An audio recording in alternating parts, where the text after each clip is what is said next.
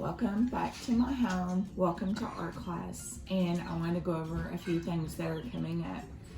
April 21st is the art contest. So have your parents take pictures and have them sent by noon on Tuesday, April 21st so we can judge the art contest. And as you can see, I have a Bob Ross t-shirt on today.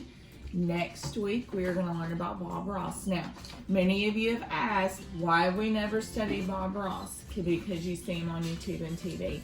And my sixth graders in particular have begged to do a Bob Ross day. So we are going to watch a Bob Ross video next week, and you're going to paint with him using watercolors or acrylics, whatever you have. So that is coming up next week.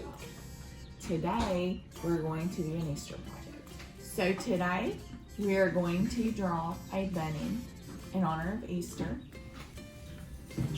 Any sheet of paper you have and a piece of paper and a pencil, any kind of paper you have.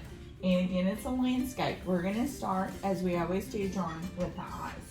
So I am going to go about the middle of my paper, and I'm going to go over between the halfway mark and halfway, middle, and then the edge. I'm gonna go halfway, and this is where I'm gonna start my eyes because we're gonna do his body this way. Okay, you're gonna do a half circle and a half circle, and then a little line like that. It's gonna start his eyes. Now, bunnies' noses are very different. They're just a U-shaped. Okay, we're gonna do a U. We're gonna come down and do his mouth. Notice I'm doing little dashed lines because he's furry. Okay, and then it's gonna have a little chin under here, little half circle. Okay, now I'm going to come up and I'm going to do the top of his head, just a little half circle there, and then I'm gonna go do his ears. Now I'm going to do one ear up and one ear flopping. We call that helicopter ears in our house. We're going to do one ear up. Notice again, I'm doing a dashed line. And then I'm going to do one ear flopping over. This bunny's going to have lots of character. He's going to be super cute. Okay. Now I'm going to frame in his face with just some dashed lines. Now he has very fluffy cheeks. Okay, and a double chin because he's a fat bunny. And then we're going to do curved lines and a half circle, and we're going to do his little feet. First, to start his little feet, we're just going to do a furry half circle and come up dashed lines. Okay, and we're going to do 2 feet like that, just 2 half circles and come up with dashed lines. Now we're going to come back up to his whiskers. Well, or his cheeks, about halfway up. We're gonna bring his back around, and he's got bunny's back sink and then come up to his bottom. Okay, and then a cute little tail here.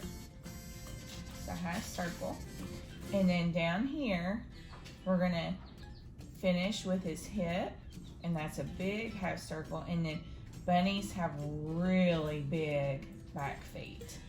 We're gonna do a really big back foot and a little bit. That was the outline for Okay, now we're gonna do step 2. Step 1, outline. Step 2, detail. We're gonna start at the very top, and I'm going to do some random lines to create texture around his ears. Like fur, there's a little line here, and there's a little line right here, as you see the inside of his ear. Okay, I'm gonna go to his eyes. And I'm going to do eyeball. It's really hard to do this with markers. Notice I did a little eyeball, and then I'm going to do a pupil in the middle. Okay. And then I'm going to do some fur here for his little eyebrows, and some fur in the middle for his nose coming down. And then I'm going to do some polka dots. And I'm going to do straight lines out, just quickly. Different lengths for his whiskers. Probably do a little more fur here, a little more highlighting under his chin, a little bit of shading. If you have a pencil. And then I'm just gonna come around and do some more fur in places. A little bit of shading. And then I'm going to add some little toes here. Just some little detail of toes and maybe some little claws. They have claws. Some details of toe and claws. And then a little more fur. Some shading right in here and a little fur. And then for his tail, just some texture and some lines. He's a pretty furry bunny, so we want some texture. Okay. So this completes step 2, which is our detail. And from here you can use colored pencils if you want to again. But I'm going to show you what this looks like with a little watercolor. Here is my bunny watercolor. Now, this is a color wash, so you're going to use quite a bit of water. Use a paper towel napkin, something to dry it off if you need to, and just color wash him. And then you can go back in with like a little Sharpie or a black ink pen to go over your details again. And this is a simple color wash. I have 3 other examples to show you. This is a Harlequin bunny. Notice he's colorful. This is a baby chick. This is a bullfrog. Okay, so what we're going to do with this for Easter, we're going to create a prayer or gratitude journal. Now, you get to make this whatever you want. I'm going to give you some simple ideas and you can take it from there. Now, you can use an old used notebook or one that still has plenty of paper in it. See, this is a spiral bound. You can use a composition book. You see that? Now, this composition book has been covered with scrapbook paper. It's printed paper and it's just been glued on, okay? So you're gonna pick a notebook and you're going to decorate it with construction or cardstock or scrapbook paper. And then you can glue or tape or staple on your animal, okay? Now, if you don't have a notebook, it's no problem.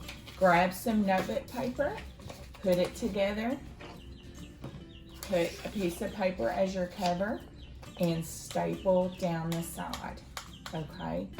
You can use about 20 pieces of paper to create it, or you can use just regular paper, and you can fold it in half, just like you would a card, and you can staple down the front, and then you can glue that to it.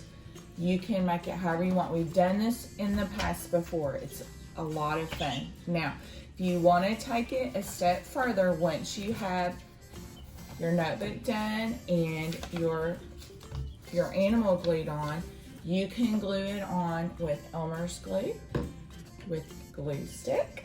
You can tape it. I can't believe I found tape in my house. It's a miracle. You can staple it. The trick is you use what you have in your house, okay? Once you have your little notebook together, you can create some tabs, and this becomes fun. You create tabs. Let me show you. Now, some of you may have these little tabs lying around. You can take a few of these. Create sections for your little journal, or you can take pieces of paper. I think I have another example. I lost it. Okay.